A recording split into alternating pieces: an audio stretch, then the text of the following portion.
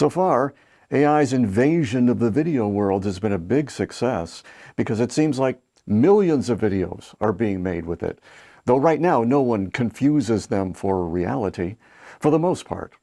Hopefully, both the fake and the authentic worlds can continue to coexist well into the future. But in case you're already feeling a little squeezed, I'd like to offer you a very simple approach to making your videos so that even if your audience is buried in thousands of the ones that take like 20 seconds to produce, yours will still be noticed. First, a little fable.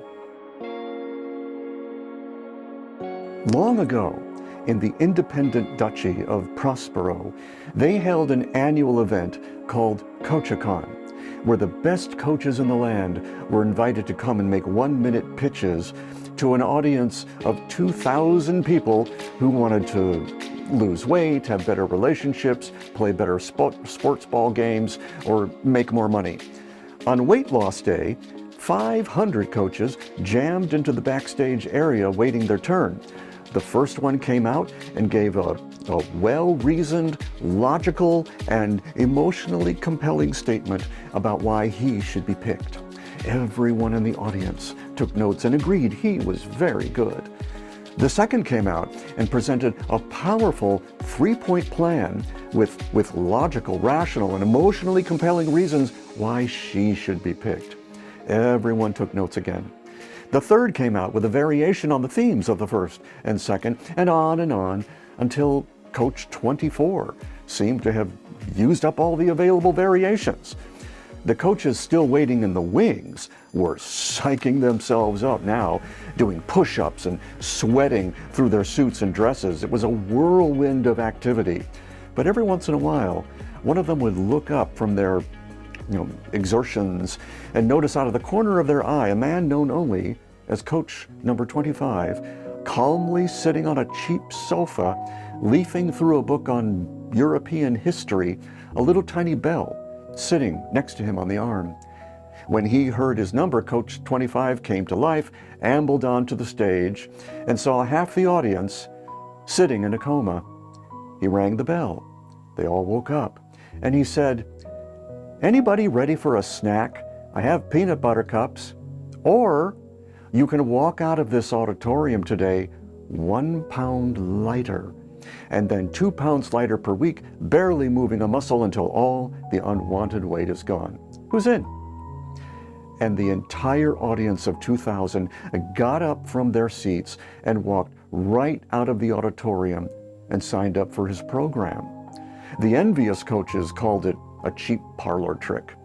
Many were angry that he didn't follow the unwritten rules. So why did this coach do what he did? Well, legend has it that for 15 years prior to this day, he did just as the other coaches did. He tried every trick offered from the famous coaching gurus who spoke at previous CoachCons, but nothing worked for him. Then one day, after a particularly aggressive debt collector called, and out of total desperation, he gave up on the consensus way, which he later said was the hardest thing he ever did in his life. He began by asking himself, knowing who I am and knowing so well the problems of my people, what would be the straightest line for them to get from their goal to their result? The answer was a simple demonstration of how he could help. Now, in those days, there was no internet in the independent duchy of Prospero, so he applied to CoachCon, where he knew he could get in front of a lot of people at one time.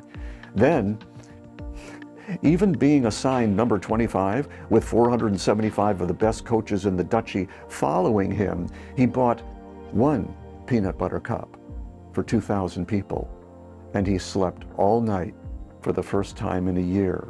He had seen, finally, that success was not something you do, it was something you see. When he finally stood in front of his audience without need, knowing how much they needed him, he created a powerful polarity. He took everything out of his message that didn't make it 100% clear about why he was here and who he was here for. even the beloved three-point outline that they'd have to remember later. That created a level of trust that no one following the consensus would ever enjoy. The moral of the story?